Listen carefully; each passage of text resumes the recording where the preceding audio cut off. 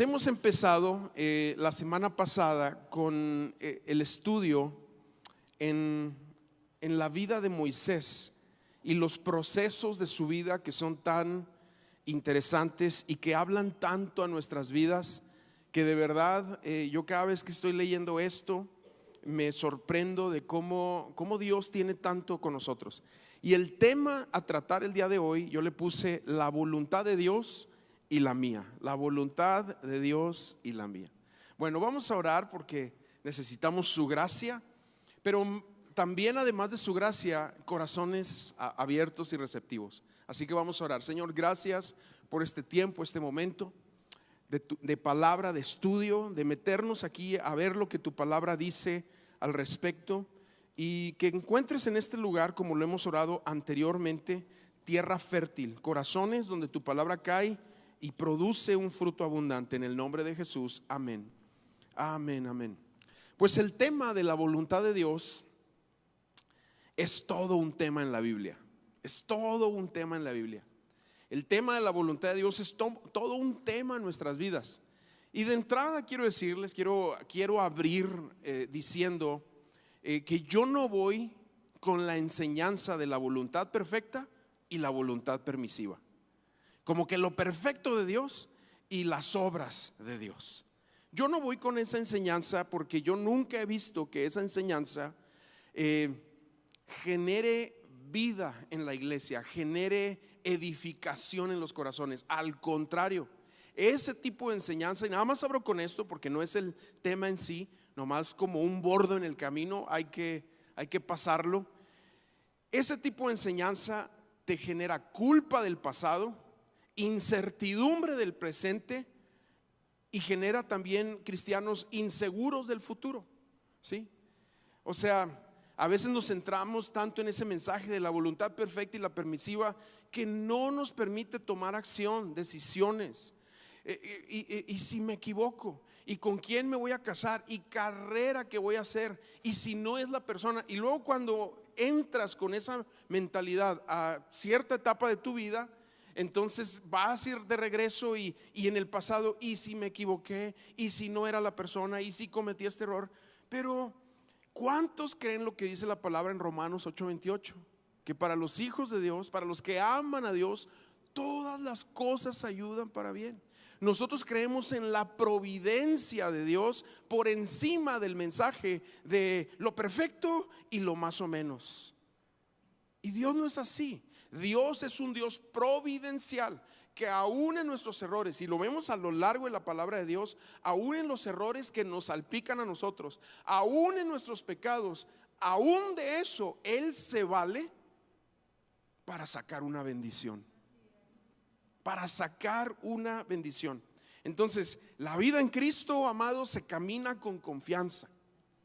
Amén. A ver, ¿quién dice amén a eso? Así que se escuche el amén. Y se camina bajo el sentido de providencia. Esta palabra que poco viene en la Biblia, pero está a lo largo de todas las escrituras, ¿sí? Y esto es la realidad del creyente. Entonces, bueno, habiendo dicho eso, déjame entrar en este tema de la voluntad de Dios y la mía, que la vida de Moisés es un ejemplazo de esto que sucede, y que nos explica claramente muchas veces cómo vamos caminando en esto. La realidad es que cuando hablamos de la voluntad de Dios, Dios quiere que lo sigamos. Pero siempre nos sentimos tentados, y este es algo muy del ser humano, a acelerar los tiempos, a tomar las cosas en nuestras manos y acelerarnos un poquito.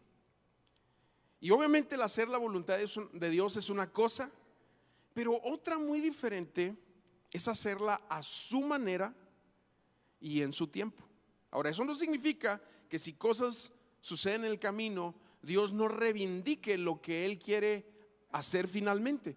Claro que lo puede hacer, pero a final de cuentas el deseo de Dios y lo que está en la palabra es que de alguna manera nosotros vayamos entendiendo en nuestro espíritu sus tiempos y sus maneras, que son dos cosas sumamente importantes en esto que estamos hablando. Y la vida de Moisés nos va a enseñar muchísimo al respecto de esto. Ahora, hoy vamos a hablar de la vida de Moisés, pero desde otro ángulo, desde otra cámara. Vamos entonces, si traes tu Biblia, tu teléfono, ve conmigo a Hechos capítulo 7. Porque la cámara que vamos a usar hoy para hablar de la vida de Moisés es el mensaje de Esteban el mártir. Es un mensajazo que se avienta Esteban antes de ser apedreado, y él nos da algunas luces en cuanto a la vida de Moisés muy interesantes. Entonces voy a empezar leyendo Hechos capítulo 7, versículo 20 es donde comienza Esteban a desarrollar de la historia de Moisés. Dice: fue por ese tiempo que Moisés nació. Era hermoso a la vista de Dios, eso lo vimos la semana pasada, y fue criado por 3 meses en la casa de su padre. Después de haber sido abandonado para morir, la hija del faraón se lo llevó y lo crió como a su propio hijo. Entonces ya estamos viendo aquí que después de que la hija del faraón lo adoptó, inmediatamente, obviamente ella lo adopta, lo toma y lo empieza a preparar como era la costumbre de los egipcios. Josefo es un historiador del primer siglo, y él hace historia de todo lo que sucede en el Imperio Romano y culturas previas o civilizaciones e imperios previos al Imperio Romano, de lo que está sucediendo alrededor de la vida en esos tiempos. Y él dice que que el faraón no tenía hijo varón, y que era muy posible que Moisés lo estuviera preparando como para que fuera el sucesor. Al fin y al cabo, entre la gente posiblemente nadie sabía que Moisés era hebreo. Eso estaba muy dentro de la casa del faraón. Y la vida, vamos a llamarle así, yo prefiero llamarle providencia. La providencia llevó a Moisés de mudarse de esa humilde choza, vamos a llamarlo así, del gueto de Gosén al palacio del faraón. Imagínate aquello, ¿sí? Versículo 22, seguimos leyendo.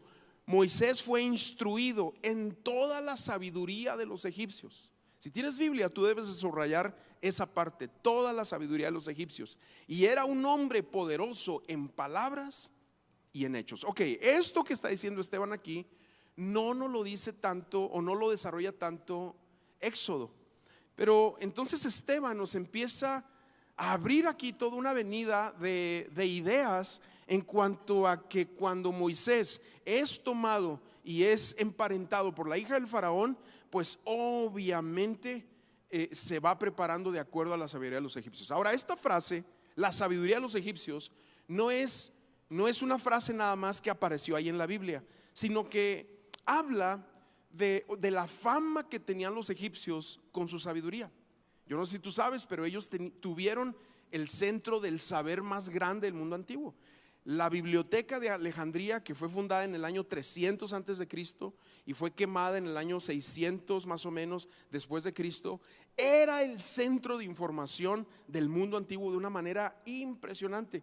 Y esa biblioteca en el año 300, cuando se funda, obviamente tenía siglos de acumulación de información. O sea, la sabiduría de los egipcios es porque culturalmente hablando o como civilización, ellos estaban avanzadísimos en comparación de otras culturas en sus tiempos. Es más, los vestigios de las pirámides que están en Teotihuacán, los mayas, los incas, todos están ubicados, yo creo que tú sabes esto es información general, en las mismas latitudes que las pirámides egipcias. ¿Por qué? Porque de alguna manera, y sin nosotros tener tanta información del pasado, había información que se intercambiaba de continente a continente. ¿Cómo lo hacían?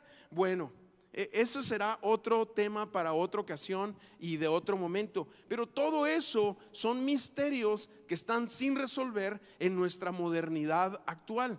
Sin embargo, entonces cuando hablamos de la sabiduría de los egipcios, es porque a Moisés lo metieron al templo del sol. Ahora, cuando hablamos del templo del sol, que eso también es histórico, era el Oxford, el Harvard, el Yale del momento. Ahí lo meten a Moisés a estudiar. Era la escuela, la universidad, el proceso de verdad de mayor enseñanza. Entonces, cuando Esteban está hablando de toda la sabiduría de los egipcios y de un hombre poderoso en palabras y hechos, es porque Lo común era que un muchacho egipcio que se estaba perfilando para el gobierno, para un cargo en la corte, tenía que aprender de las ciencias naturales, de la medicina, química, astronomía, filosofía, leyes, además de tácticas de combate, de batallas, de estrategias, además de cultura, de música, de pintura, que todo eso los egipcios para su tiempo ya habían hecho un gran desarrollo. Y entonces de repente el hijo adoptivo de esta princesa egipcia se ve inmerso, de acuerdo a las palabras de Esteban, en un mundo de erudición. O sea, era toda, esta frase realmente significa muchísimo, y es una frase que en el tiempo de Esteban, cuando él está predicando, todo el mundo entiende lo que está diciendo. Esteban lo cataloga como un hombre poderoso en palabras y hechos, porque no nada más tenía todo ese conocimiento, sino su forma de hablar, la manera de hablar de Moisés acarreaba a las masas. O sea, él podía pararse enfrente de la gente y tenía una capacidad de liderar a las personas, de atraer a las personas. Los historiadores extrabíblicos dicen que a los 30 años de edad Moisés fue quien dirigió la demoledora victoria sobre los etíopes. Esto es parte también de la historia de Egipto. Y se dice que Moisés, eso es lo que dicen los historiadores extrabíblicos, fue quien la lideró. O sea, en otras palabras, yo nada más quiero decirte que Moisés estaba siendo perfilado para ser el orgullo de Egipto. Así es como se veía. En términos de profesionalismo, diríamos que llegó a ser un joven altamente calificado. Pero ¿cuántos de ustedes saben que tú puedes llegar a ser altamente calificado, profesionalmente hablando, pero un completo inútil en las cosas de Dios? Porque son cosas totalmente diferentes. Ahora, yo no de ninguna manera estoy diciendo que ser altamente calificado sea algo que sea malo. Al contrario, debemos de prepararnos lo que más que podemos para lo que nos toca hacer actualmente. Pero la realidad es que eso y caminar con Dios, conocer su voluntad, andar en sus caminos, son dos cosas opuestas, o no tanto opuestas, sino completamente diferentes. Por eso vemos hoy en día a mucha gente profesionalmente muy preparada, muy inteligente, como unos verdaderos fracasados en la vida. Porque la palabra de Dios nos dice cómo caminar la vida con sabiduría. Y si a eso le agregas, obviamente, todo este profesionalismo, conocimiento, pues qué mejor, eso sería lo ideal. La realidad es que Moisés, pues era un poco así, altamente calificado, pero cuando quiso moverse en la voluntad de Dios, híjole, se demostró que era un completo inútil. No servía en ese momento. Entonces Dios lo tiene que meter a su universidad, al desierto. Y ahí es donde Dios prepara a sus siervos, a sus hijos en los desiertos. Ahí es donde les enseña a escuchar su voz. Ahí es donde Él nos va entrenando en fe para las batallas que van a venir más adelante. Bueno, hablando un poquito más de Moisés, hay quienes dicen que Moisés empezó a comprender cuál era la voluntad de Dios en el evento de la zarza.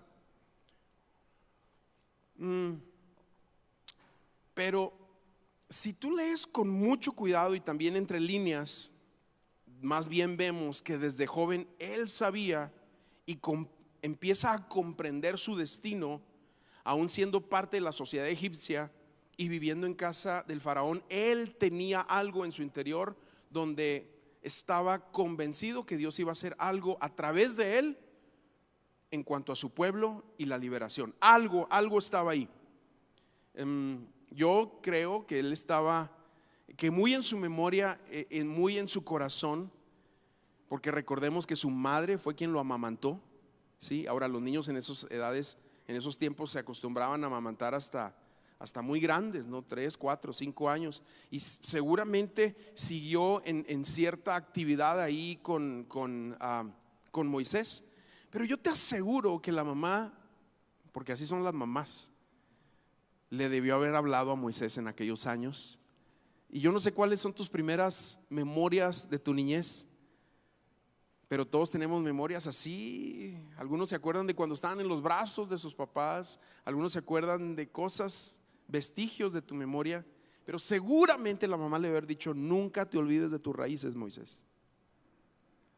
No olvides de dónde venimos y no te olvides de quiénes somos, Moisés.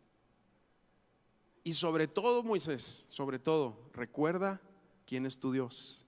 Esas cosas debieron estar en el corazón de Moisés. Ahora, ¿por qué pienso así? Porque cuando Dios se presenta años después, teniendo Moisés casi 80 años u 80 años en la zarza, le dice: yo soy el Dios de tu padre. Y pum, se prende algo en Moisés. Despierta algo que él sabía, pero de alguna manera estaba inerte en ese tiempo. Y le dice: el Dios de Abraham, el Dios de Isaac y el Dios de Jacob. Y Moisés no dice: ¿quién eres?, sino que empieza a conversar sabiendo quién es Dios, pero dudando obviamente de su persona para el siguiente paso. Entonces, seguramente antes de que alcanzara Moisés la edad de 40 años, porque recuerda, su vida se divide en 3 etapas: los primeros 40 y luego los años en el desierto, y los últimos 40 es guiando al pueblo de Israel en el desierto para introducirlos a la tierra prometida, que no lo logra, pero eso lo hace. Entonces, creemos que antes de que él cumpliera 40 años y mediante de alguna manera él sabía que él iba a sacar al pueblo de Israel de la esclavitud. Él lo sabía, él sabía cuál era la voluntad de Dios. El problema consistió en que no se preocupó o no se afanó por saber cuál iba a ser la manera de Dios ni el tiempo de Dios. Porque podemos conocer la voluntad de Dios, pero hacer la voluntad de Dios a su manera y en su tiempo, híjole, requiere mucho tiempo y mucha pericia. Al contrario, Moisés, ¿qué hace? Empieza a tomar pasos de acuerdo a sus ideas y de acuerdo a su programa como él lo concibe en ese momento. Entonces, yo te quiero hablar de 4 pasos que toma Moisés, que son muchas veces los pasos que nosotros tomamos en este trayecto de escuchar su voluntad y de tratar de aferrarnos a él. Y el primer paso es cuando nuestra iniciativa no es impulsada por Dios, porque eso puede pasar. Ahora, la iniciativa es muy buena, también hay que decir, uno siempre prefiere trabajar con gente con iniciativa, ¿sí o no? Si a algunos de ustedes que les toca contratar gente, tú quieres contratar gente con iniciativa, porque gente que tú tienes que andar arrimando y que tienes que andar acarreando y que tienes que andar detrás de ellos, híjole, es frustrante. La iniciativa es muy buena en todas las áreas de la vida, sí, pero en la voluntad de Dios, la iniciativa tiene que ser impulsada por el Espíritu Santo. Si no es impulsada por el Espíritu Santo, entonces vamos a rayar en algún problema por ahí. Fíjate lo que dice, seguimos avanzando ahora a Hechos, estamos ahí en el 7, pero ahora vamos al versículo 23. Aquí viene la iniciativa de Moisés. Cuando iba a cumplir la edad de 40 años, sintió en su corazón. Y lo importante aquí es que no dice Dios le dijo, dice sintió en su corazón. Hemos hablado anteriormente que los sentires de nuestro corazón hay que tenerles mucho cuidado, porque si nuestro corazón no está bien alineado a la palabra de Dios, puede llegar a ser engañoso y perverso, como lo dice Jeremías en el pasaje del capítulo 17. Entonces dice, sintió en su corazón el deseo de visitar a sus hermanos los israelitas. Ahora, siempre, ahorita te decía que la iniciativa es muy importante, y yo siempre creo que te abre puertas. Y la iniciativa siempre es buena en temas, voy a llamarles así, menores. En temas como por ejemplo poner las sillas y abrir la puerta y hacer esto y ser el primero en llegar y ser el último en irse. La iniciativa es buena en ese sentido, pero cuando se trata de la voluntad de Dios, nuestra iniciativa se tiene que someter a aprender a escuchar su voz y saber cuándo es el momento de tomar una decisión. Yo de repente escucho a gente que dice, ya y me ha pasado y he escuchado gente que dice, ya me voy de la ciudad, me salió un trabajo allá en otra ciudad, me voy, y tu familia, pues allá al rato me alcanzan. Y muchas veces esas iniciativas basadas en la necesidad terminan con tremendos problemas. Conocí una persona en ese sentido y luego después me hablaba para decirme, pastor, andamos pero bien mal. Pues sí, o sea, ¿cómo te explico? Pero bueno, ya a veces así aprendemos. Y dentro de eso, la providencia de Dios sigue estando ahí, ¿eh? Es increíble, pero la providencia de Dios sigue estando ahí.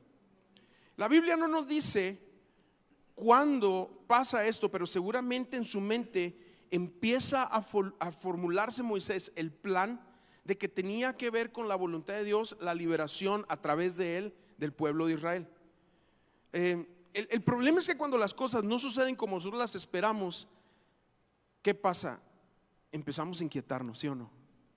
Nos empezamos a inquietar. ¿Por qué no está pasando esto? ¿Por qué no sucede esto? ¿Por qué no estamos avanzando así? ¿Por qué mis hijos no van avanzando de esta manera? ¿Por qué este negocio que emprendí no va avanzando como yo creía? ¿Por qué este matrimonio en el que me metí no es como me lo platicaron? Etcétera. Y muchas veces entramos en esta situación de inquietarnos, y Moisés empieza a inquietar. Ahora yo quiero que te imagines a Moisés ahí en los lockers del gym, ¿sí? O en el Starbucks ahí enfrente del Nilo, escuchando todas las barbaridades que los egipcios decían de los hebreos, hasta comentarios racistas, y él en su corazón escuchando todo eso y pensando, El caso aquí es que vemos a Moisés empezar a participar en el proceso, y se convierte de repente, en el siguiente versículo vamos a ver que actúa imprudentemente. Eso lo dice Éxodo 2, versículo 11, dice: en aquellos días, crecido ya Moisés, esto lo leímos también de lo que nos dice Esteban, dice: en aquellos días salió a donde sus hermanos y vio sus duros trabajos. Vio a un egipcio golpeando a un hebreo, a uno de sus hermanos. Ahora, yo estoy convencido de que esta escena la había visto anteriormente y muchas veces, pero yo quiero pensar que en esta ocasión él dijo: ya me harté, basta. O sea, yo tengo la capacidad, soy un hombre educado, sé manejar armas, ya. Sí, creo que a veces actuamos así, ¿no? Ves la misma escena muchas veces, pero de repente es un ya no aguanto más, y te metes tú y problema. Entonces fíjate lo que dice a continuación, Éxodo 2:12. Entonces miró alrededor.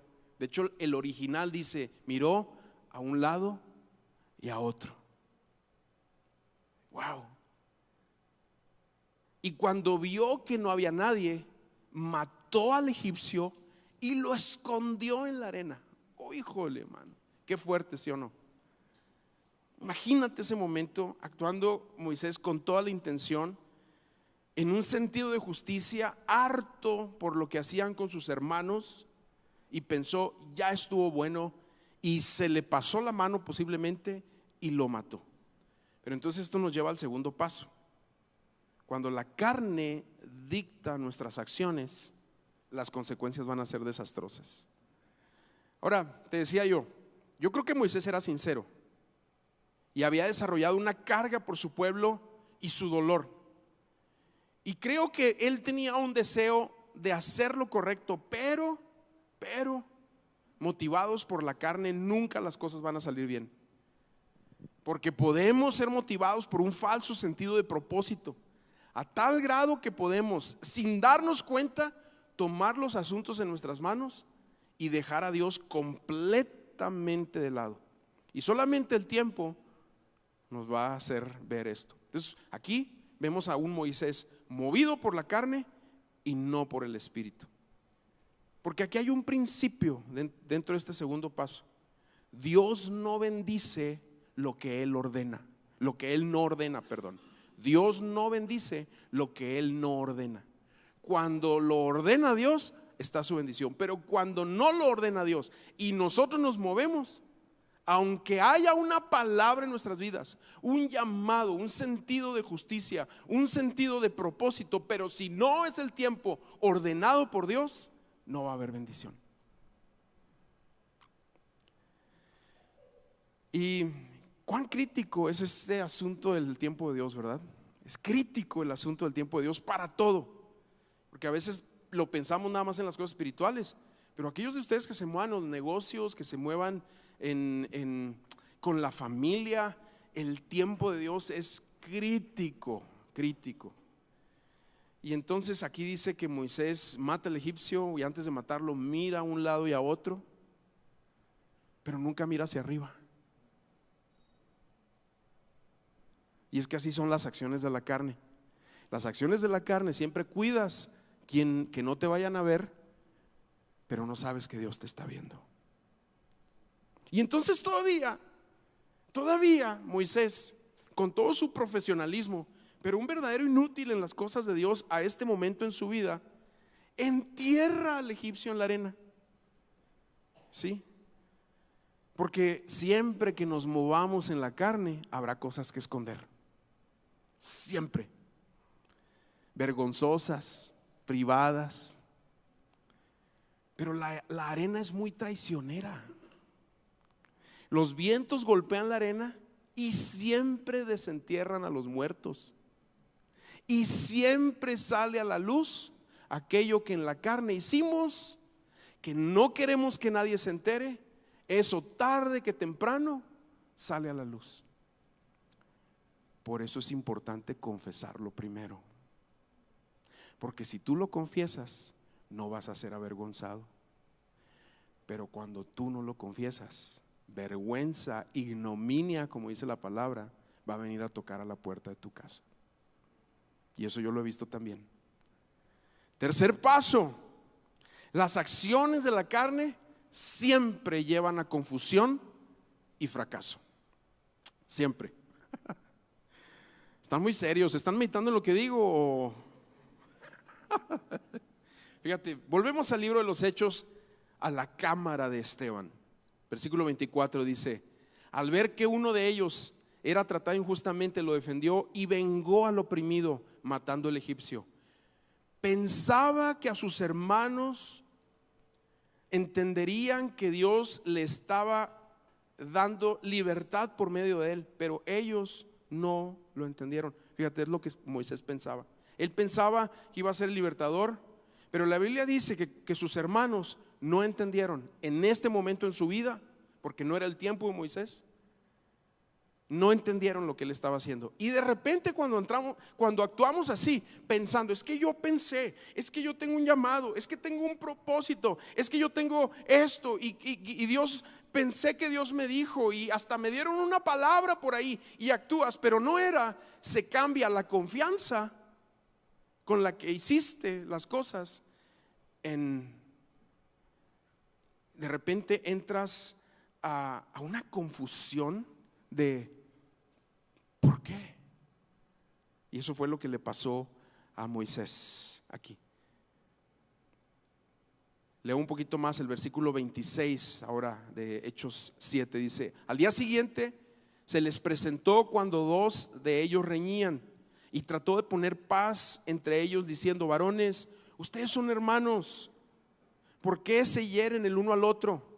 Pero el que estaba hiriendo a su prójimo lo empujó, diciendo, o sea, la escena es de película, lo empuja: ¿quién te ha puesto por juez y gobernante sobre nosotros? Pum, y ahí es donde lo golpea a Moisés.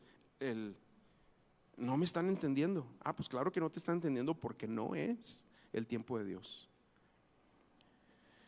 Y las facturas de la carne, amados, siempre se tienen que pagar. Y pedirle prestado a la carne te cobra con intereses muy altos. Muy, muy altos. Si tú eres motivado por la energía de la carne, estás destinado a fracasar. Entonces esto nos lleva al cuarto paso. Las acciones de la carne siempre te llevan a resultados terribles. Les prometo que esto va a terminar bien, pero para terminar bien primero tenemos que construir hacia abajo, porque estamos poniendo un cimiento. Las acciones de la carne siempre te llevan a resultados terribles. Regresamos a Éxodo. Ha sido como un ping pong, ¿verdad? Hechos, Éxodo, donde nos quedamos, capítulo 2, versículo 14, a mediación del versículo dice: entonces Moisés tuvo miedo, porque sí, cuando actúas en confianza pero en la carne y no salen las cosas como pensabas, el temor se apodera de ti. Y dijo: ciertamente se ha divulgado lo sucedido, Al enterarse Faraón de lo que había pasado, trató de matar. Dice, al enterarse, Faraón de lo que había pasado, trató de matar a Moisés, pero Moisés huyó de la presencia de Faraón y se fue a vivir en la tierra de Madián, y ahí se sentó junto a un pozo. La mayoría de los cristianos, honestamente, viven sin tomar en cuenta a Dios. La mayoría. Hasta que estamos en tremendos problemas es que volteamos para arriba. Volteamos hacia todos lados, hacemos lo que queremos. Pero cuando ya estamos en problemas es cuando empezamos a clamar: ayúdame. Ay, qué bueno es Dios, que siempre nos ayuda, ¿no? Él no llega tarde, y aún en nuestros errores Él nos sigue ayudando. Hebreos me encanta cómo lo dice: aunque nosotros somos infieles, Él permanece fiel. Él no puede negarse a sí mismo. Dios es irresistible al quebranto, y Él tiene un imán personal hacia los corazones rotos. Eso es lo que me encanta de mi Dios. Ahora, el faraón no era tonto. Él percibía que Moisés tenía quizás años albergando en su mente y en su corazón pensamientos. Ahora, yo quiero llevarte una conversación que yo me imaginé aquí entre el faraón y su hija. Hijita, este muchacho se nos puede voltear, porque recuerda que el contexto está en que los hebreos eran más en número ya que los egipcios, habían agarrado mucha fuerza. Entonces imagínate esto: hijita, este muchacho se nos puede voltear. Ay, papá, ¿cómo crees? Él es egipcio de corazón. Y el papá diciendo: pero no es egipcio. Y la hija diciendo: pero nadie sabe. Imagínate ahí la conversación. Entonces, cuando Moisés mata al egipcio, para el faraón, Moisés había mostrado hacia dónde se inclinaba su corazón y dónde estaba realmente su lealtad. Por eso lo quiere matar, porque él dice: un hombre así, un traicionero, no lo puedo tener en mi corte.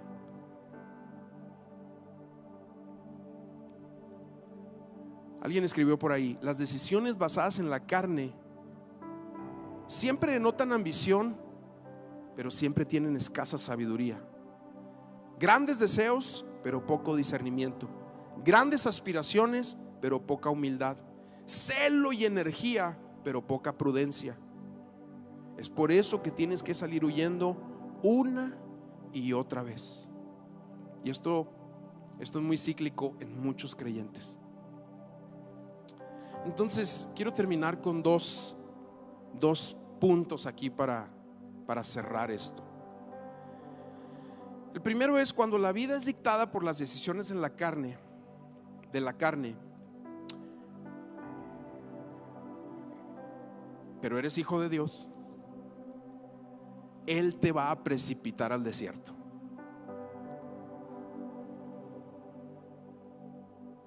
Y no es sino hasta que empiezas y entiendes y habitas en el desierto que dejas de hacer las cosas conforme a la carne. Aquí lo que leímos de Éxodo 2:15 al final dice: pero Moisés huyó de la presencia del faraón y se fue a vivir a la tierra de Madián. Si tú te acuerdas del mapa, lo iba a traer, pues se me fue la onda. Está el Mediterráneo, está Egipto en la parte sur, ¿qué viene siendo? Sureste. Ahí entra el Nilo, pero hay otra parte donde está el famoso mar Rojo, y está la península arábiga. Madián estaba ubicado en el desierto de la península arábiga.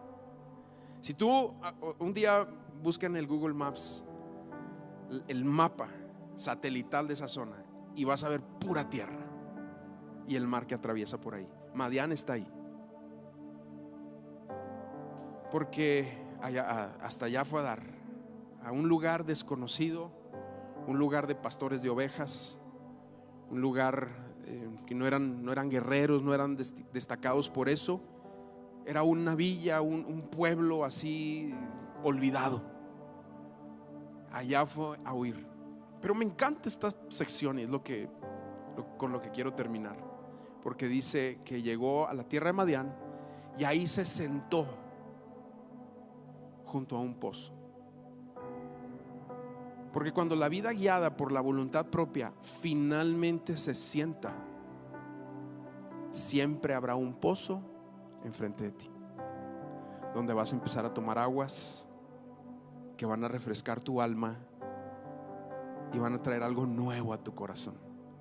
Pero no es sino hasta que nos sentamos, porque cuando nos movemos en la carne y cuando nos impulsan nuestras propias decisiones y cuando hay muchas cosas y estás bien acelerado, a veces Dios nos tiene que sentar. Pero una vez sentados siempre va a haber un pozo donde ahí podemos empezar a refrescarnos. Amén.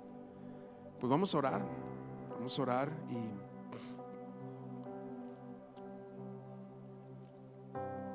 ponte de pie. Vamos a orar ahí un momento.